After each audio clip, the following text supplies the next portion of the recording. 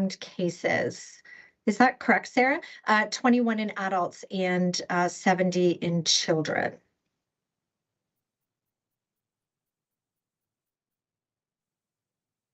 Yeah, that is correct, Michelle. 19 of those are probably cases. Sorry, if we could just double check the math there. So that's 110 confirmed, but 70 and 21 is 91. 91, and then 19 which are probable. I see. Okay. To make the 110. So 110 cases, but 91 confirmed and 19 probable. Okay, thank you. And sorry, I did ask if you could break it down by region, because I know that mostly they've been in Norfolk. Do we know since last we spoke where these cases have been confirmed? Thanks, JP. Sorry. So we remain with only 3 cases of the total being reported in Brant County, and the remainder are within Norfolk. Thanks. Sean, would you consider that one question or do I get a follow-up? Go ahead with a follow-up. Thanks. Dr. Tran or, well, actually anyone who's got experience with this, what trend are you seeing in terms of uptake in vaccination amongst unvaccinated populations that the health unit is focusing on? And I'm wondering in particular, since we heard last time from Dr. Tran about some pretty serious symptoms in kids that have been hospitalized, anecdotally, are you seeing those families choose vaccination? I refer that to Michelle or Sarah.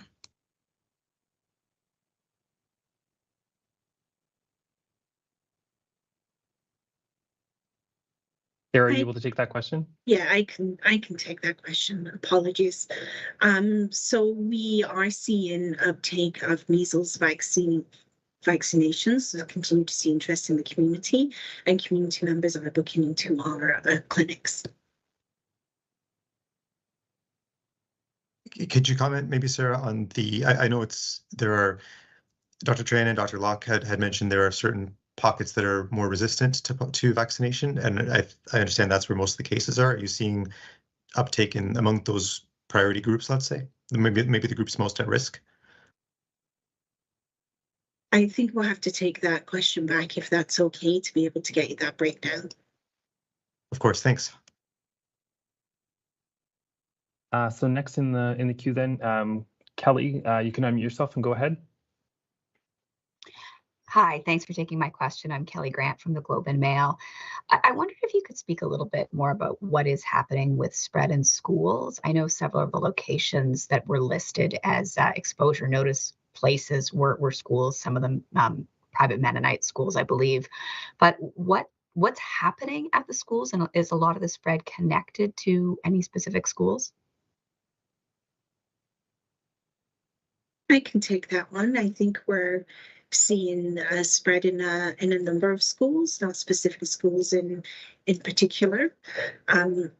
Children congregate, right? And so when you congregate, with measles being a highly contagious vaccine, excuse me, it's not uncommon to see spread in settings like that. Mm. Are you able, if I can ask as a follow-up, are you able to be any more specific beyond just saying that the majority of the cases are in Norfolk? Are you able to more specifically say which parts of Norfolk, specific towns or communities that you're seeing the spread in? We don't have the breakdown of that information, so I could certainly take that back, or you could look at our exposure locations on our website where they're all listed. Obviously, we are seeing Southwestern is our neighboring public health unit, so obviously I'm seeing some clusters of cases on the border between our 2 health units. Thanks very much. Thanks, Sarah. So we'll just move to the next question then. Jennifer, you can unmute yourself and go ahead. Hello, everyone. Jennifer Baker. I'm calling from CTV Kitchener. First, I just want to give my condolences to all of you on the death of Dr. Locke. I hope, and I thank you, Dr. Tran, for filling in to help us with this. My question is that I know that a lot of the potential exposure sites have been in hospitals right now. And in the past, you've talked about how people aren't aware of the symptoms or going to the hospital for some of the other like things that would automatically make you think that it's the measles, such as an ear infection or something like that. Is there anything you're doing to like let people know about those other symptoms to prevent them going from hospitals and exposing other people to the virus? I mean, first, I'll just speak broadly, and then Michelle and Sarah can add to it. As you're pointing out correctly, there are signs and symptoms of measles that can be mistaken for something else. Until you have the rash, certainly, I mean, that's usually a telltale sign, but not everyone has that. I think the other important thing people should be aware of is that if they've been exposed to measles and they know for due to the different notification systems, and then they develop any symptoms that could be cold-like symptoms, I think those individuals need to be on heightened alert that this could be an early sign of measles. And I think there's been different communications about, what are some of the generic signs and symptoms of measles, and particularly redirecting people who might have been exposed to signs to look out for. And then I'll leave it to Michelle or Sarah to provide specific tactics that Grand Erie has been pursuing. Thanks, Dr. Tran, much appreciated. So on a number of different tactics, we do have information on our website that lists all of the common signs and symptoms for measles, information that talks about all of the exposures. And if you have been exposed, you can fill out a contact notification form that will provide you with specific information based on your situation as to what your next steps are. We are working closely with our community partners and getting out the messaging of that if you have symptoms or you've been exposed, but you don't need medical care, then please stay home. However, if you do need medical care, please call ahead before you attend. We want to make sure folks get the care that they need.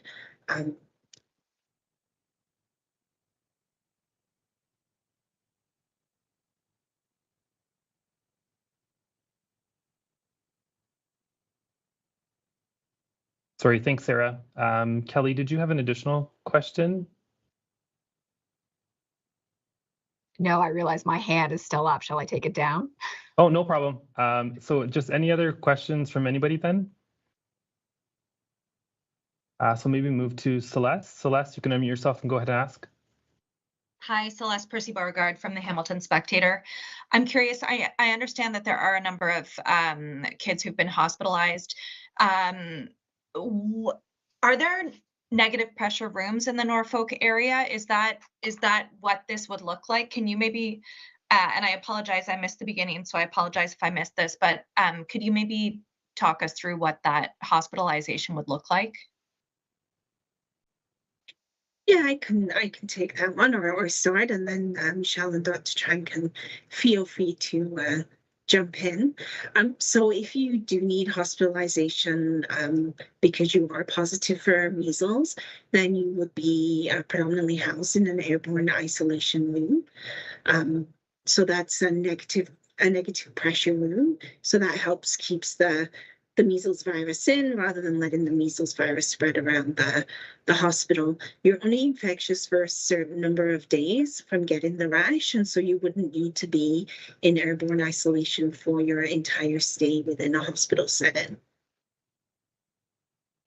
Yes, and I'll echo that in terms of there are different dedicated rooms and places within hospitals with negative pressure rooms. Those are standard. And in terms of prioritizing that, as Sarah pointed out, you need a negative pressure room when you are in your infectious period, 4 days before the rash, 4 days after the appearance of the rash. Once you are no longer infectious, you don't necessarily require that negative pressure room. And that can be freed up for someone else who might be assessed and who is in their infectious period. Thank you for clarifying. Thank you. So we'll move to our next question. Susan, you can go ahead and unmute yourself.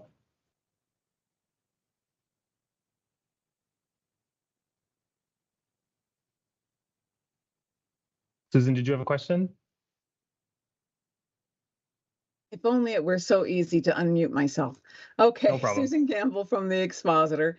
First of all, can I just reiterate what JP was saying? It would really help to have today's statistics on not just GEPH, but also Southwestern, because I think it's really important to know, for people to know, first of all, that this is a growing outbreak, and also to be able to kind of quantify where the different cases are. So I'm hoping that we can get an update on how many cases there are in Southwestern, with how many are adult, how many are children, and whether there's a center of outbreaks there. But Dr. Tran, my main question today is, if you, from your experience in public health, how are measles outbreaks eventually ended? How are they eventually controlled? Because from what we see from the statistics and the extreme contagion factor, it seems like once it's started to this extent, it cannot be stopped.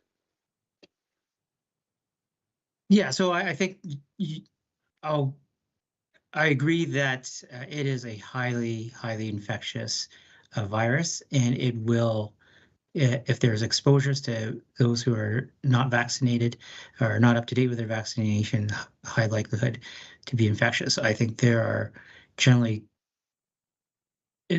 so the virus will be slowed and stopped with infection prevention control measures, and certainly significantly based on immunity. That will happen. Certainly, we much prefer it with vaccinations. That is a very strong and effective safeguard. But unfortunately, some of this will also be slowed as individuals who had not been vaccinated or were not up to date in the vaccinations develop natural immunity, and that will also slow the spread down. So, as we've talked about it, there are generally two overall interventions to do. So one involves vaccinations, very proactive, building that wall protection that can be up to 99% effective. And the other part would be to really highlight infection prevention control measures at an organizational as well as an individual level, of staying at home if you've got symptoms that might be compatible with measles, and only seeking care if it's absolutely necessary, and then calling ahead. So, I mean, those are things. So when you do those two, and you keep on doing that, it will slow down and end. But certainly, we prefer. It is much better to continue to work to improve vaccination coverage. Thank you, Dr. Tran. Michelle or Sarah, anything to add?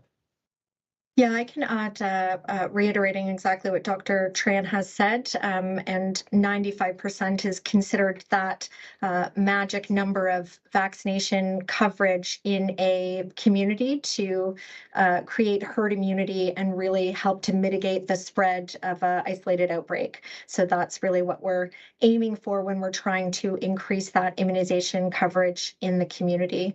As well, to add on the initial comments about case count, some of the reason that we have stepped back from providing regular constant updates about case numbers or highlighting that as the main news to provide is that we know that cases are spreading in the community, and we're not aware of every single case. Not every case is being reported at this point. So relying on case numbers to be the gold standard of what the risk is or where the risk is not completely accurate. We do continue to release the exposure locations in media releases, as that really does speak directly to geographic risk. People who have been at these locations are directly at risk. Let's move to the next question then. Jennifer, you can unmute yourself. Hi, Jennifer again from CTV Kitchener. You previously stated that the majority of the cases that you were seeing were in unvaccinated or under-vaccinated communities. Is that trend continuing, or are you seeing it move in the general public more?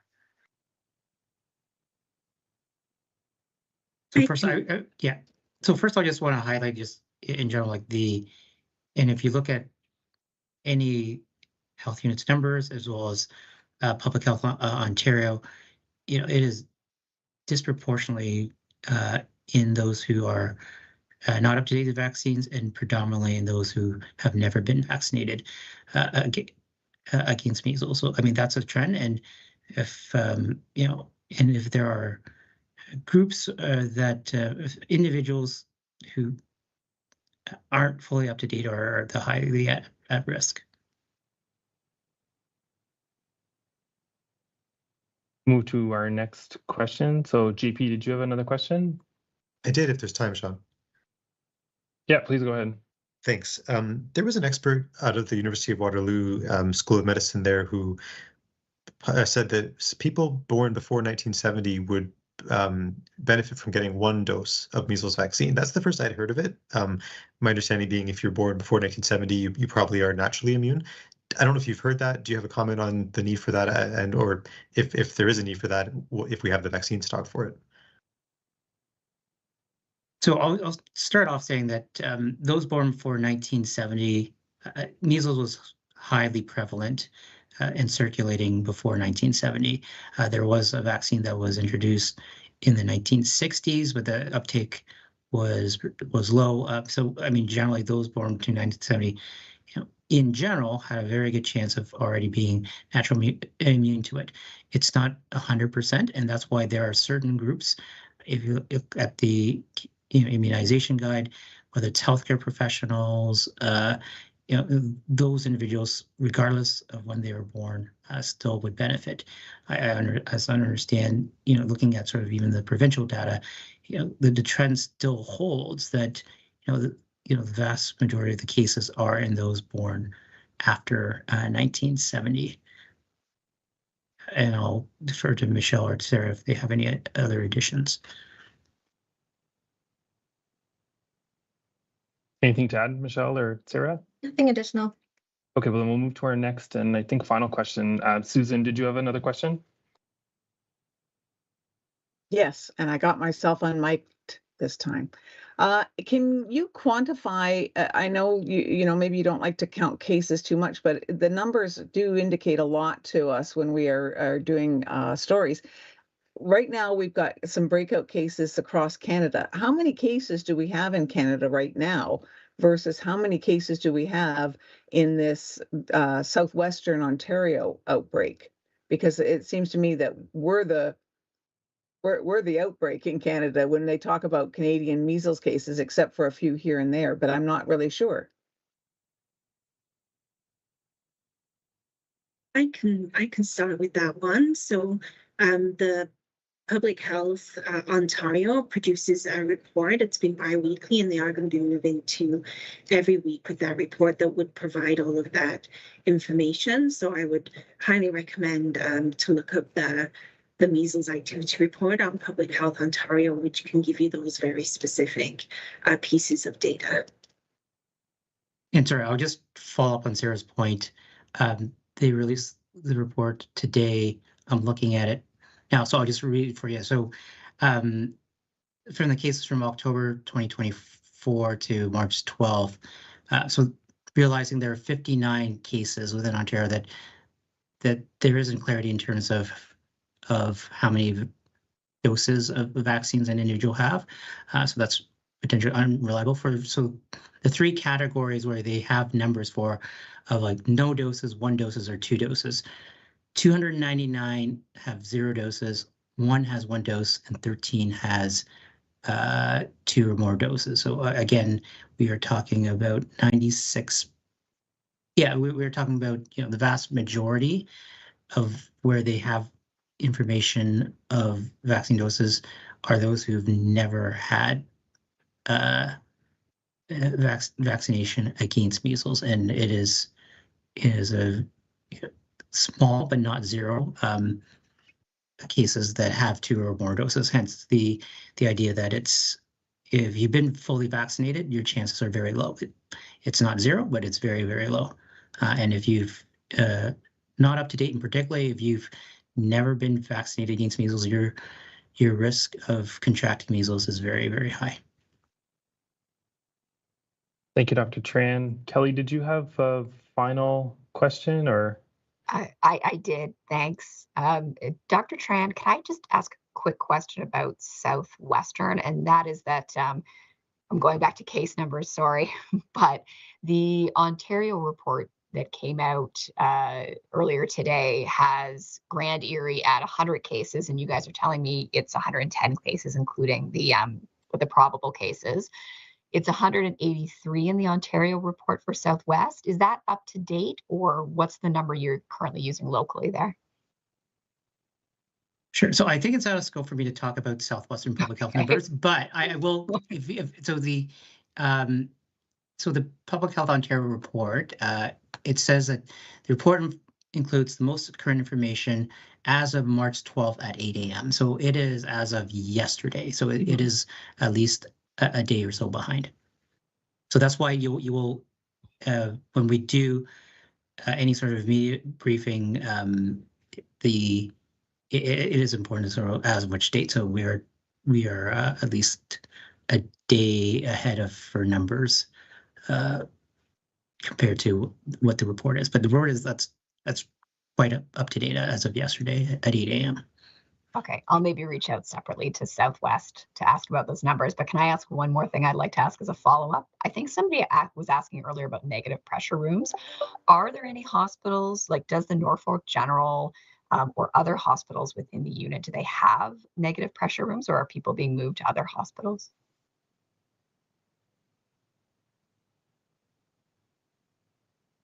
I can take that one, I guess.